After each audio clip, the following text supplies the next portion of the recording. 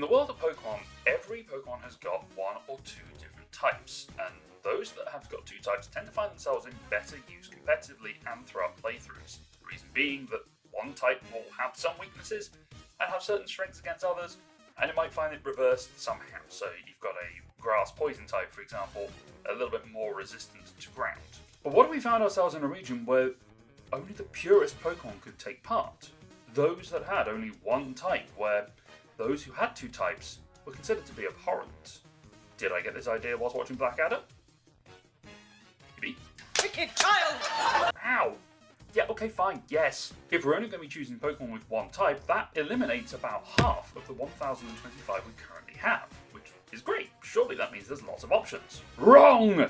89 of those Pokemon evolve and gain a secondary type, so they're deemed to be impure. It means we can get rid of the remaining starters, legendaries, mythicals, and ultra beasts, because that's going to make our lives easier for picking a gym leader team. I also have to consider branched evolutions. Politoed is completely fine for this, but Poliwrath isn't. So do I eliminate the Poliwag entirely?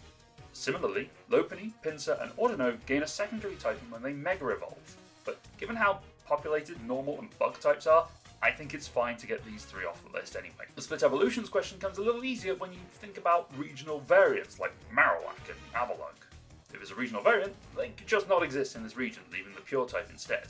But back to split evolution. Snorunt to Frostlass requires a stone that actually only two Pokemon use, and both of those are dual type, so you could just not have that stone here. It solves that problem. Poliwhirl to Poliwrath, though, uses the water stone, which is a lot more common, and therefore the more difficult evolution is into Politoed, which is the pure type. I don't think we could ban water stones from being brought across the border, so we might as well just yeet Poliwag across the ocean. Also, Eevee requires a mention here. I'm not getting rid of Eevee. The fact that it evolves into 8 different types might be considered an abomination, but they're all pure types, so fine. Just means Eevee has made a choice to eschew the normal type. A choice we would all make. The last thing to consider is abilities that change types. Kecleon, Castform, and both Darmanitans have an ability that changes their typing.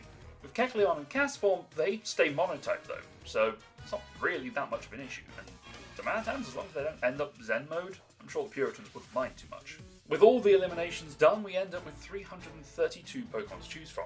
So I guess it's time to pick our gyms. Once again, I'll be choosing the leveling and team makeup that I used in previous gym leader videos, and I'll be trying to avoid evolutionary line overlap. But because of that, that means I have to eliminate one type from being used immediately. Fly. Flying type famously only has 3 Pokemon who are pure flying type, Rookidee, Corvisquire, and Tornadus, and since we aren't having legendaries or species overlap, not to mention the lurking steel type at the end of the Rookidee line, there's just not enough flying types to add to this list. The Dragon type also has some issues. Pure Dragon has 3 lines available, Axew, Druddigon, and Goomy. A reminder here that Hisuian Gujar is not an option for this region, which means that only the first 3 gym leaders could use them, but as we talked about in the dual type video, which you should definitely go and watch, it would be incredibly harsh to have a first gym leader who had Pokemon with such a significant type advantage. All 3 starters would have their stab move resisted, and that would kind of suck. Also, it's highly unlikely that you would have a decent Dragon, Fairy, or Ice type that would counter the hideous 485 base stat total of Druddigon by the 2nd gym. There is some precedent for some stronger Pokemon in the 3rd gym though. Ionis Mismagius, Bergsley Manny, Lieutenant Surge's Raichu, and Winnie's Miltank are all in that similar range, and Karina's Holucha, Kabu's Centiskorch, and Maylene Lucario are all much higher. Of the 8 third place gym leaders, only Watson has an ace that has a lower base stat total. However, all of those gym leaders have types which are pretty common counters, such as Ground for electric types, Flying for the fighters, and traded Machop for Miltank. Dragon is such a powerful type, I don't think we could really justify using it in the first third of the game. It's usually reserved for Elite Four members or the 7th or 8th gym at the latest, so I think we should take out Dragons. Sorry. With that out of the way, let's have a quick look at our options for a summary of how many Pokemon we have to choose from. Steel and Bug types have the fewest evolutionary lines available, with just 4 and 5 respectively. Poison has 6, there are 7 Rock, Ground, and Ghost options, 8 for Dark, 9 for Ice, Fire, and Fairy, 12 Grass types, Psychic has 13, there's 14 for Fighting, 15 for Electric, 22 for Water, and 35 for Normal. Aside from Steel, every type could be the last gym leader, but we can worry about that later. Bug and Normal are the 2 types that I think as being best for a first time trainer to go up against. Bugs are squishy and weak, and Normal types have a straightforward type matchup. I prefer the idea of not giving any one starter a particular advantage, so for me I'm going to use Normal as our first gym slot. For the team, I'm going to be considering who the gym leader is in charge, and for this gym, the logical pick is going to be Cherin. He is a first gym leader anyway, so it makes sense to keep him in place. His team of Patrat and Lillipup doesn't necessarily need to change, but given that Watchog is Lenora's ace, I'd rather swap in Minccino for Patrat. Kind of weird they didn't do that in the first place. Quick shout out to Alima here. He could have also taken this role, but given that one of his totems is a dark type, and he uses Smeargle like a menace, I'm a little bit more comfortable using Cherin here. Next, I want to give some love to the gym types that have had the fewest gym leaders: Dark, Poison, and Steel. There were just 2 Poison and Steel gym leaders, and only 1 Dark type gym leader. That was in Gen 8! Justice for the Dark types! Okay, yes, technically there are 2 Dark gym leaders since Piers retires, and there's also Janine in the Johto games, but I'm not counting Janine for this list. Anyway, more Dark type gym leaders. Since Piers is now retired in Gala, he can come and take over one of these newly formed gyms, giving Marnie a chance to ride under his shadow. Plus, there's no Dynamax here, so he wouldn't have to worry about not having a power spot. He could have a Nickit from his home region, Purloin, and a Snarling Mightyena for his ace. After the atrocity of the darkness, let's move into something a little brighter. Poison! Okay, I didn't have a good segue for this, but the Puritan episode of Blackadder was called Beer, so... This just wasn't good, I don't know. My segues are, yeah, they need some work. Anyway, the Poison type gym leaders we have to choose from are Roxy and Koga, or Janine. But given that Koga is an Elite 4 member now, it would make sense to pick Roxy. She could be going on tour and would have a pretty impressive rivalry with Piers. Her team would be Trubbish, Coughing, and her ace would be a Survivor. To round off the first half of the game, we're drawing our swords and looking to the Steel type. Jasmine and Byron are our choices here, and since we chose Byron as our choice for the dual type video, I think he's going to be otherwise engaged. Jasmine was also the first Steel type gym leader, arriving in Johto where the type was discovered, so she could have a shot of redemption by not having that many good Johto Steel types. Her team could be Qfant, Berserker, and Orthworm. Yeah, Johto really didn't introduce any pure Steel types, they're all sort of tacked on there. For our 5th gym leader, Ghost actually averages out as a perfect 5 when you look at general gym leader positions, so I think the Ghosts of Slain Pokemon would make sense for our 5th gym leader here. Of all the Ghost gym leaders, Alistair is busy in another video, so let's have a look at our other options. Asaroda was a trial captain, but she's now Kahuna, which leaves Fantina, Morty, and Rhyme as our ghoulish leaders, and I think Morty needs a little bit of redemption. He was thrust into the world of being a Ghost-type gym leader in a region that had 2 Ghost types, and he only used one of the evolutionary lines. The one that isn't even of his region, admittedly. Mischievous wasn't the best option at that time for battle, especially immediately after Whitney. But now Miss Magius exists, so let's build a spooky team that will really shine. Morty would of course have Miss Magius as his ace, and the rest of the team would be Galarian Corsola, Greavard, and Poltergeist. Because Morty's all about telling the future, so we'll not have teammates. Grand and Fairy stand out next to me because they would require very different teams and would really challenge the competitors to new strategies. Also, they both only had 3 gyms so far, so let's see what we can do here. A lot of Fairy types evolve with items and ground types by level up, so let's put Fairy as our 6th gym, Ground as our 7th. Our Fairy type gym leaders are Bede, Opal, and Valerie, with Mina as our trial captain. Bede has only just taken over, he's more of a psychic specialist until Opal plays in pink, whilst Opal retired 6 years ago. Like, really? That's 6 years ago? Damn! Wicked child! Ow! Valerie would be a bit of a rogue choice since she's that first Fairy gym leader and would be pretty established in the region that introduced Fairy, so I think Mina could take over here. She would have had to retire as trial captain at 20 anyway, so as far as I can figure, she's playable if she could find her way off the million balls. Her team would be the Alola Fairy Comfey, Granbull, Slurpuff, and her ace would be Florges, the strongest Fairy type that isn't Xerneas. For the ground types, we have Giovanni and Clay, both in black and white and black 2, white 2. Hapu is also an option, but she's a Kahuna, so she might be a little bit different.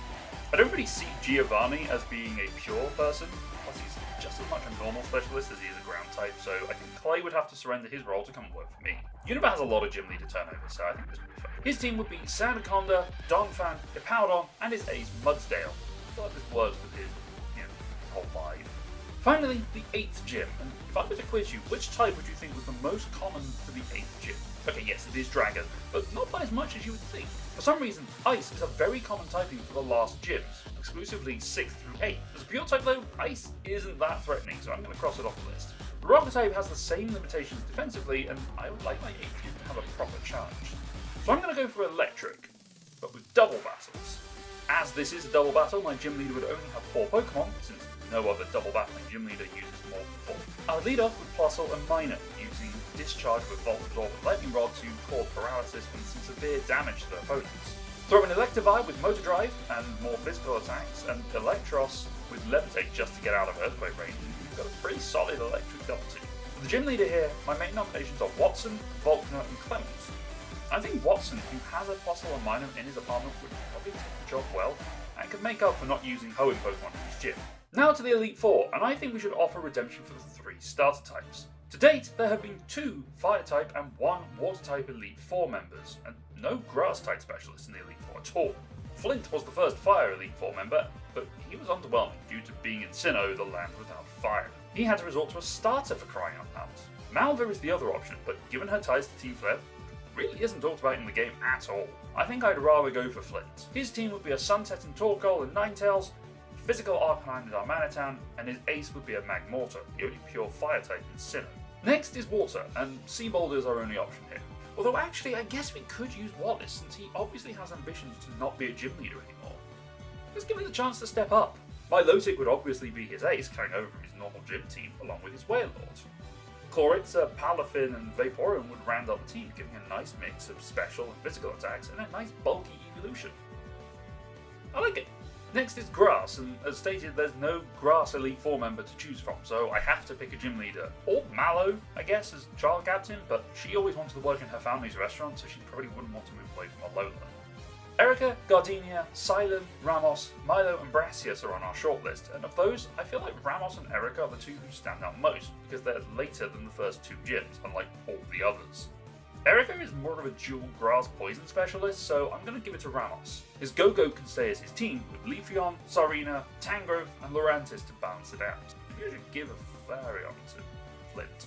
The final Elite Four member should be a type that challenges the balance of the other 3, and that of the champion. Those types remaining are Bug, Ice, Fighting, Psychic, and Rock. Pure Bug and Ice types would be swept too easily to be considered, and I think I kind of like Rock as our final Elite Four member.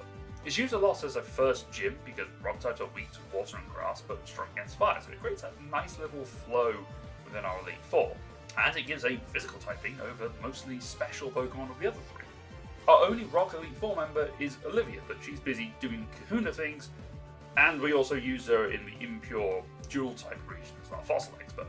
Bruno is also an option because he often uses an Onyx, but he's more of a fighting specialist, so I guess we're going back to gym leaders. Brock, Roxanne, Rourke, Grant, Gordy, and for the gym leader Time are options here. Of the 6 of them, I like Gordy. He would probably like the chance to escape from his parallel reality gym share with his mother, and he is the latest gym leader that we face that has a rock type specialty.